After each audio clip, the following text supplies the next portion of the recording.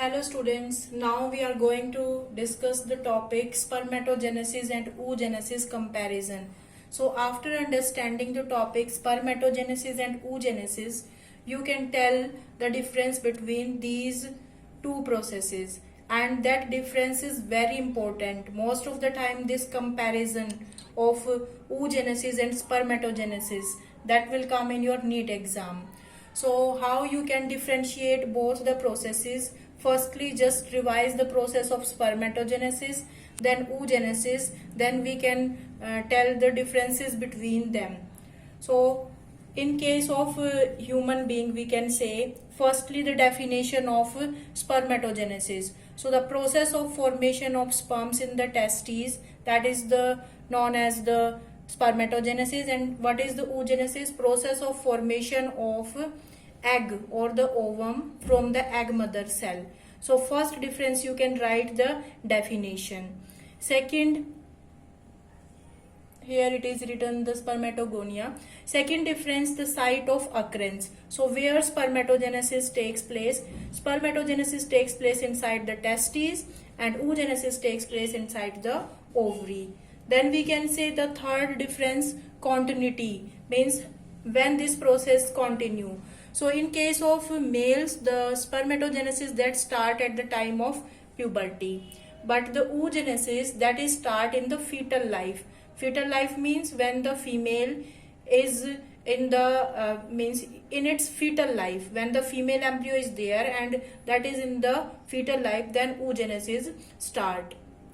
So after that, the duration, means the duration of spermatogenesis, we can say. So the spermatogenesis duration is less as compared to the oogenesis, because the process of oogenesis that start at the time of the, you can say, the fetal life, and it is completed at the time of the puberty. It is means stop for some time, so that time is very long, we can say.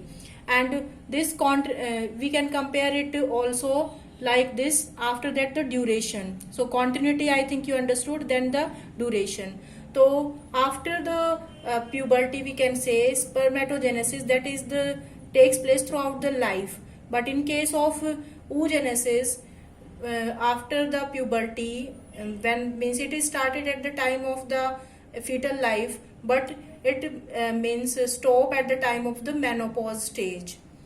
Then the growth phase. So in case of spermatogenesis, that growth phase that is very short time. Firstly, the spermatogonia is there. These spermatogonia are present in the testes and they increase in their number and change into the primary spermatocytes.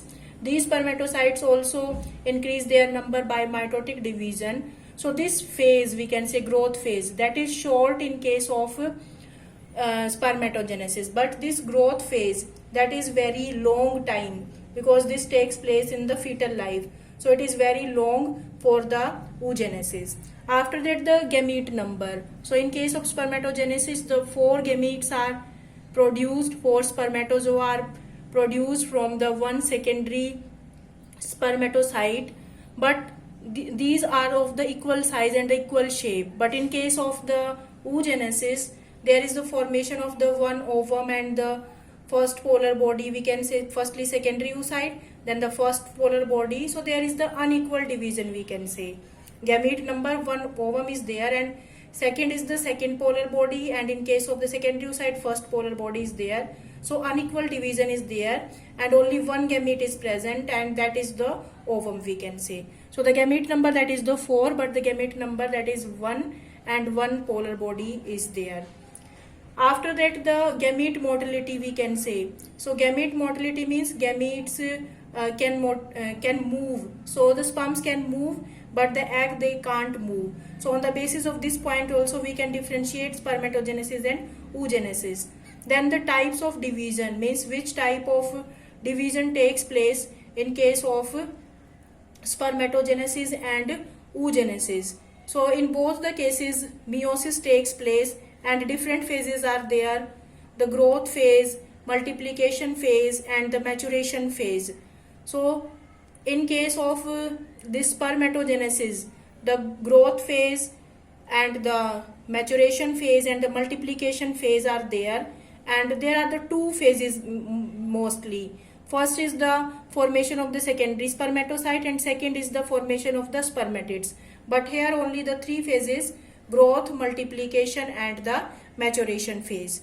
After that, the cytoplasm and nucleus content.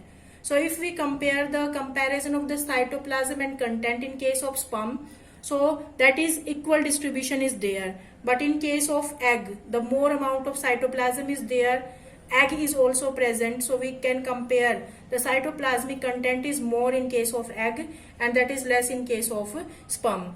Then the gamete mother cell, means gamete mother cell in case of spermatogenesis is known as spermatogonia, and in case of oogenesis, that is known as the oogonia.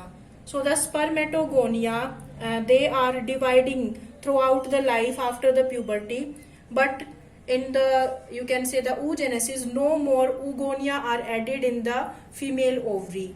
So that is the main differences. So these are the these are the points. On the basis of these we can differentiate. So these are the basic points. On the basis of these points you can write the 10 differences between spermatogenesis and oogenesis.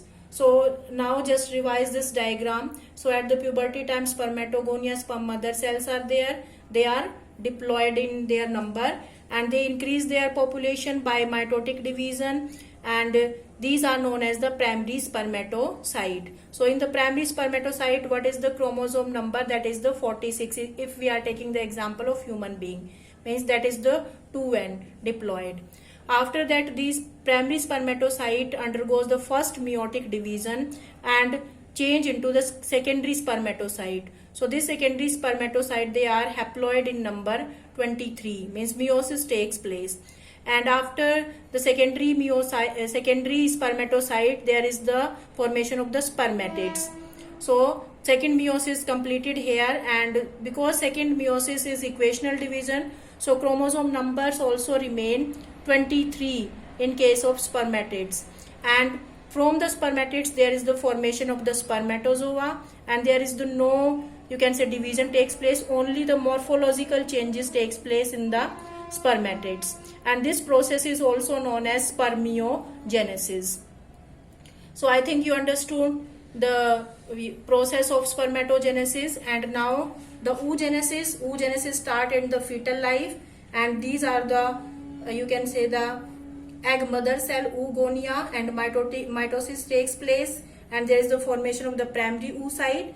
Then around this primary oocyte there is the addition of the so many follicle cells, then it change into the secondary follicles, tertiary follicles, Graafian follicles, but the egg remain in the primary oocyte stage. When in the Graafian follicle, it change into secondary oocyte. So this is the secondary oocyte. We can say when there is the release of the ovum from the ovary, so at this stage there will be the release of the ovum from the ovary from the Graafian follicle, and that is known as the secondary oocyte. And this process of removal of the ovum from the ovary known as ovulation. So class, that oogenesis that started in the female fetal life but completed, we can say, at the time of the puberty. So at the time of the puberty, first meiotic division prior to ovulation, that is there before the, means first meiotic division is not completed, so that is completed at the time of puberty. Then there will be the ovulation. So first polar body that is formed at the time when the secondary oocyte is formed, and this secondary oocyte then change into the ovum, and when the sperm enter into the ovum, then there is the formation of the second polar body, and after this there is the formation of the zygote. So that is the comparison between the spermatogenesis and oogenesis, and on the base of these points you can differentiate spermatogenesis and oogenesis very easily. Thank you.